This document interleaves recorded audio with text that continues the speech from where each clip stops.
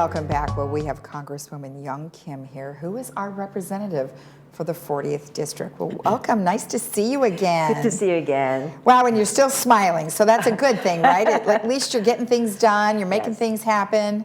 So before we get into some of the subjects, tell me what you think. I mean, how is it up there? Well, it's very, it's rewarding. As I said, for someone like me as an immigrant from South Korea, living the American dream and making sure that same American dream is available for all generations, but especially those who are coming after me, to see that someone like me can have a voice, have a seat at the table, and help change the policy that will make sure that our future generations will still be able to have that opportunity. I always say my party is the Grand Opportunity Party. The Grand Opportunity Party. Wow, that's that is a lofty name, but you know what? If you stick to it, then more power to you and to the rest of us too, right? Because obviously you were elected to be the voice of the 40th District. So in saying that, what are some of the things that you are currently working on? So first of all, I want to say that my first priority that I'm working on is to ensure that our constituents and their needs are met. Okay. Constituent services is #1 top priority of mine, which is why in my first term in the 117th Congress, we focused on helping our constituents with their casework and navigate through the federal agencies and the problems that they had. We helped over 3,500 constituent casework and returned more than $70 million back into our taxpayers and constituents' pockets from the monies that they didn't owe at IRS, VA, Social Security, and so forth. And just in less than 2 months period in the new Congress, 118th Congress, which we're in right now, we returned more than $2 million. So far, we're reaching close to $20 million in my short term in Congress, giving money back to our constituents. And that is going to be continuing our priority for us.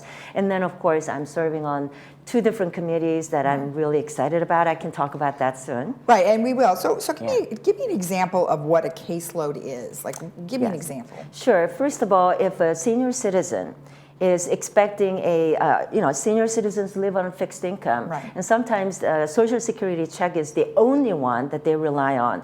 If the check doesn't come on the first of each month, they can't pay their rent or their mortgages. And so they contact our office. We'll immediately get on the phone and then find out what the delay is. Sometimes they are shocked to find out there is a back pay for money that they don't owe. So my office will get on and then try to get resolve the situation. 1, get their check deposited into their bank, and 2, if they don't owe any money and they're required to pay back, then we'll fight to get them back. I mean, so that we will take care of it. That's one. Another casework will be, we have a lot of families overseas who they want to bring back for, let's say, attending some special events, weddings, or very memorable milestone events, and also people die and you want their family members to be there at their funeral. They are having a hard time getting visas. We can help. And if you need to travel overseas and get your passport renewed, we can help you. Those are just some of the things that we can help you with. Okay, all right, good to know, because I wasn't really sure what kind of casework it is, and of course with a Social Security check, most seniors go, well, it's automatic, right? It's automatically going to be there. Why would it not be there, right? So good thing we have you doing that. All right, excellent. So talk about some of the other things. Of course, the we were looking at inflation. We have a very high deficit, and we certainly are looking for a balanced budget. So what are some things that you're contributing to that? So I'm glad to have a voice, and there is several caucuses that I serve on, which is the Republican Main Street Partnership Caucus, and then I am also a vice chair on the RG2 called the Republican Governance Group, and I'm also a member of the Problem Solvers Caucus. These are the venue where I get to serve on working groups, especially on debt limit. That's one coming out. We're going to be dealing with that. That's where we come together, talk about legislative priorities and issues. How are we going to come together and find a common ground to get results and get priorities and legislatively done? And so debt limit is one we're dealing with. You mentioned eventually we need to get to balanced budget But we can't do this overnight when our country has been utilizing debt limit, increasing the debt limit ceiling all the time. But let me tell you something. Our nation's debt is like using a credit card. We already are getting to the highest ceiling limit. So we're going to be, continuing to talk about, are we going to increase the debt limit? Are we going to spend more than what we can afford? So this is where we have to put foot down, dip, and say enough is enough. Right. If we're going to increase that limit, it has to come with reasonable, balanced ways to cut spending somewhere. But it cannot be in one category. It has to be across the board. So this is a time where we're having a serious conversation. I'm glad that I'm having a voice on it. But whatever we do, we're not going to default on our the obligation. Right. And I'm hoping that our Speaker Kevin McCarthy and President Biden, they already started the conversation to have a negotiation where we can get to the level we can pass the balanced budget eventually, but make sure that we don't fault and affect our credit in the standing in the world. And I do think that some people are very concerned about Social Security and Medicare or Medicaid because there have been so many discussions on our local news, national news. Oh, we're going to cut that. Well, we're probably not going to cut it, but there may have to be some changes going forward. But to ease those folks who are receiving Social Security or those who might be retiring soon, what do you say to them? One thing for sure, Republicans and or Democrats, there is no way we're going to touch Social Security and Medicare, contrary to what you see, what you read in the news. So I'm here to tell you, don't believe anything that you see in the news, okay? Well, that's hard to do because we turn it on all the time.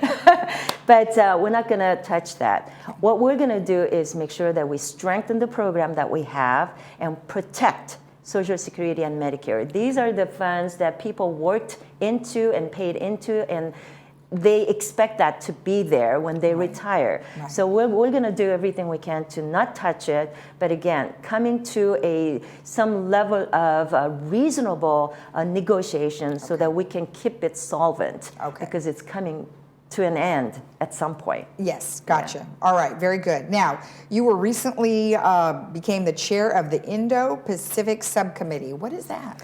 So it is a subcommittee within the House Foreign Affairs Committee. It's a committee I'm going to continue to serve on from the last Congress. Our foreign policy decisions that we make right now, especially as we see the growing influence of CCP, Chinese Communist Party, trying to be the dominant economic superpower, dominant military superpower, we need to make sure that we have a policy that we will show and project strength of the United States and the world. So our work in the Indo-Pacific subcommittee, which I am now serving as the chairman, will have a great impact going forward. So as an immigrant from South Korea, who came here to live that American dream, to be able to work on policies that will affect the Indo-Pacific countries in that region, including South Korea, my homeland, including Taiwan, Japan, Vietnam, all countries in that region, we will be able to have a voice and work on policies, and it's going to have a long-lasting impact. So at this time, to be able to chair that subcommittee and be a part of the decision-making in the foreign policy arena, I'm very, very excited and privileged and honored to do so. That's great. Now, you have Laguna Woods office hours here. I don't know how you have the time. But let's take a look here. It's the third Thursday of every month, and it's 9 a.m. to 1 p.m., and you are at City Hall. So do you have an office there? Yes. Okay. So it's going to be a mobile office. Oh, gotcha. And my staff, and when I'm here, of course, we will be here on third Thursday of every month. Okay. But in addition to that, we have two regular offices, one in Anaheim Hills and one in Mission Viejo. Mission Viejo one is at the City Hall. Oh, okay. And so our presence in South Orange County in the new 40th district, we are down here to be closer to constituents. You should feel comfortable coming to our offices on a daily basis. Our staff, again, are ready to serve with all the casework related, answer any questions. If you have some ideas about legislation, contact our office. Fantastic. Well, thank you so much for coming in. I appreciate it. Thank you for having me. Keep up the good work. Yes. Thank you. If you want more information about Young Kim's endeavors and what's going on in Congress, or if you have a concern of your own, please get in touch with her and her staff at youngkim.house.gov, or you can call them at 714-984-2440. We'll be right back.